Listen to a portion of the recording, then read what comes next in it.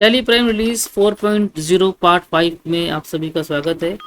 और इस वीडियो में हम लोग जानेंगे GSTR 3B अपडेट्स के बारे में कि रिलीज 4.0 में GSTR 3B को लेके क्या अपडेट्स ऐड किए गए हैं या फिर क्या चीज़ें जो पहले नहीं हो पा रही थी इसको रिसॉल्व किया गया।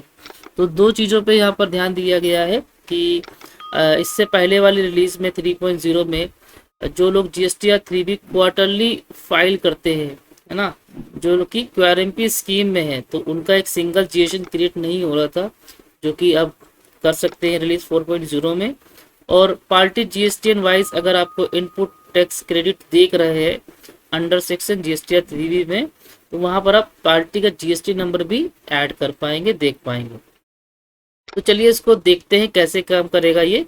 तो इसको समझने के लिए हम चलते हैं पहले रिलीज 3.0 पे। तो आप देख सकते हैं कि ये हेल्प अपग्रेड, तो ये हमारा क्या है 3.0, ताकि आप दोनों का डिफरेंट अच्छे से समझ पाए।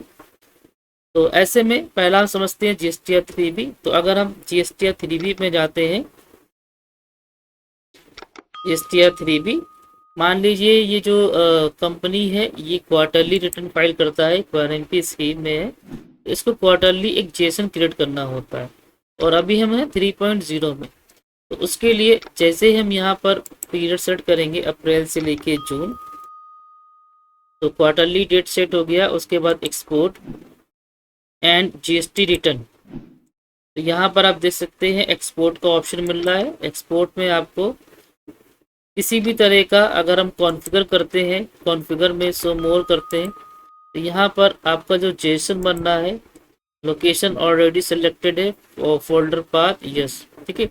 तो चलिए इसको एक्सपोर्ट करके देखते हैं। तो इसके लिए सिंपल से क्या कर लेते हैं, यहाँ बना लेते हैं एक फोल्डर, ताकि चीज़ें हम लोग को अच्छे से क्लियर हो जाए। GSTR 3B करके मैंने एक फ़ोल्डर बना लिया। और अभी इस फोल्डर में क्या है, कुछ भी नहीं है, है ना। तो चलते हैं 3.0 में। आप देख सकते हो ये क्या है 3.0।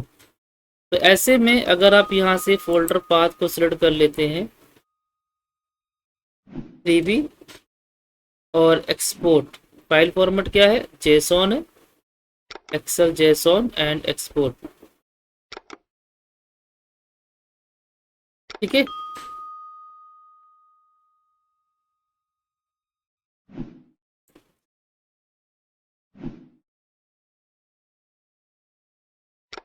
तो ये देखिए यहाँ पर इसने सिर्फ अप्रैल मंथ का ही जेसॉन क्रिएट किया है। GSTR 3B APR April month का ही जेसॉन क्रिएट किया है ना। उसका रीज़न एक ये भी हो सकता है क्योंकि यहाँ पर F11 में मंथली सिलेक्टेड है। एक काम करते हैं, इसको यहाँ से ओवरराइट करके चेंज करते हैं, क्वार्टरली कर देते हैं, ठीक है। क्वार्टरली करने के बाद करंट डेट डाल देंगे, यहाँ से क्वार्टरली हो गया। एक्सेप्ट एंड यू बटन को प्रेस कर देंगे, जितने भी आपके वाउचर होंगे वो अपडेट हो जाएंगे। एक्सेप्ट, आपका ऑलरेडी क्वार्टरली होगा, बट क्योंकि ये मेरा मंथली था कंपनी डाटा डेमो, तो मैंने क्वार्टरली किया जिसे समझाने के लिए। तो अगर हम GSTR 3B में जाते हैं, तो अब यहाँ पर हमारा अप्रैल से लेके जून, ठीक है। अब इसको एक्सपोर्ट करके देखते हैं, alt E, GST returns and export,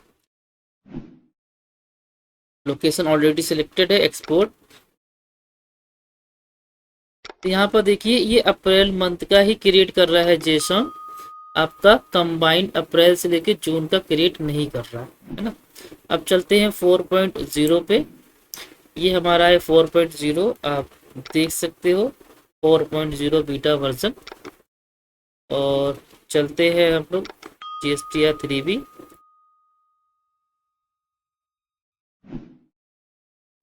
GSTR 3B, और यहाँ पर कर लेते हैं क्वार्टरली पीरियड को सिलेक्ट, फॉर एग्जांपल अप्रैल से लेके जून, ठीक है। और इसको करते हैं एक्सपोर्ट, GST रिटर्न्स एंड, तो यहाँ पर आप देख सकते हो अप्रैल का, मई का, जून का, है ना। कर्नाटका रजिस्ट्रेशन अप्रैल मई जून दिख रहा है। और यहाँ पर जब हम लोग कर रहे थे तो ओनली आपको अप्रैल मंथ का ही दिख रहा था, मई जून का नहीं दिख रहा था। इट मीन्स ये क्वार्टरली जेसन क्रिएट नहीं कर रहा था, जो आपका प्राइम फर्स्ट मंथ था अप्रैल, उसका जेसन क्रिएट कर रहा था, है ना। तो ऐसे में देखिए यहाँ पर 3 दिख रहे हैं, और जैसे ही एक्सपोर्ट पे क्लिक करेंगे यहाँ पर आपको एक ऑप्शन मिलेगा ऐड, जो 4 पॉइंट में ऐड कर दिया गया है। फाइल फॉर्मेट आपसे यहाँ से ले लेते हैं एक्सेल की जेसन। लोकेशन चेंज कर लेंगे, तो लोकेशन चलिए चेंज कर लेते हैं, वही अपना डेस्कटॉप GSTR 3B, ठीक है, सेलेक्टेड हो गया। तो कॉन्फ़िगर में आपको एक ऑप्शन मिलेगा, आप ये वाला export a single file for the set period. अगर इसे हम नो रखते हैं तो देखिए क्या होगा, नो रखेंगे एंड एक्सपोर्ट कर देंगे,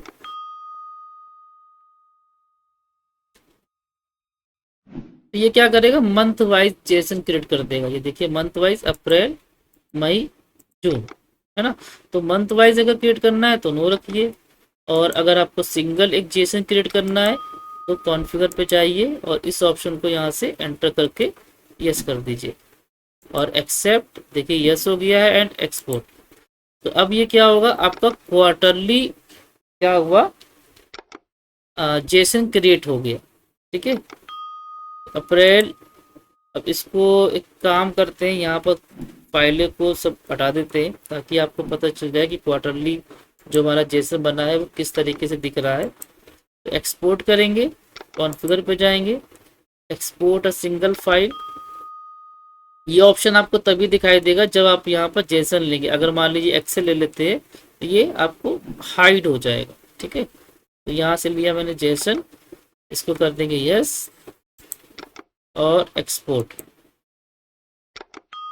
तो ये देखिए आपका ये क्वार्टरली क्या है, एक जेसन क्रिएट हो गया अप्रैल से लेके मई जून तक, है ना। एक क्वार्टरली जेसन क्रिएट हो गया, फिर आप इसको GST पोर्टल में जाके अपडेट कर सकते हैं। तो इस चीज़ को सॉल्व कर दिया है 4.0 में। सेकेंड हमारा क्या था, पार्टी GSTN वाइज अगर हमें इनपुट टैक्स क्रेडिट अवेलेबल देखना है तो चलिए चलते हैं फिर से प्रीवियस वर्जन 3.0 में, आप देख सकते हैं 3.0, और ये हमारा है GSTR 3B।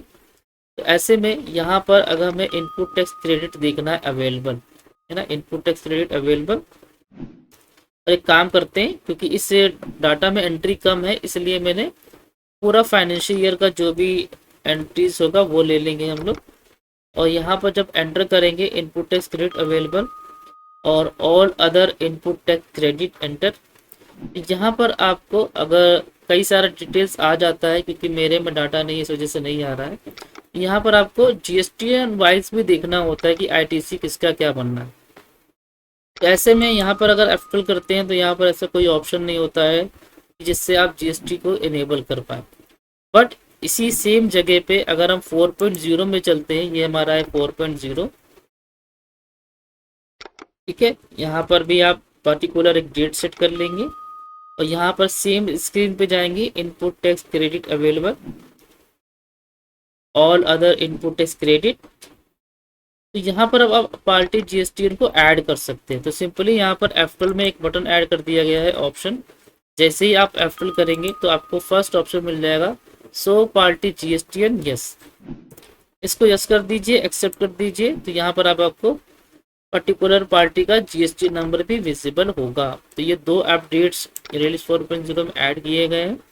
उम्मीद है आपको समझ में आया होगा, और अगर समझ में आया तो लाइक शेयर सब्सक्राइब करना मत भूलिएगा। और मिलते हैं एक नेक्स्ट वीडियो में एक नए अपडेट्स को लेके 4.0। तो आज के लिए इतना ही, बहुत बहुत धन्यवाद, थैंक यू।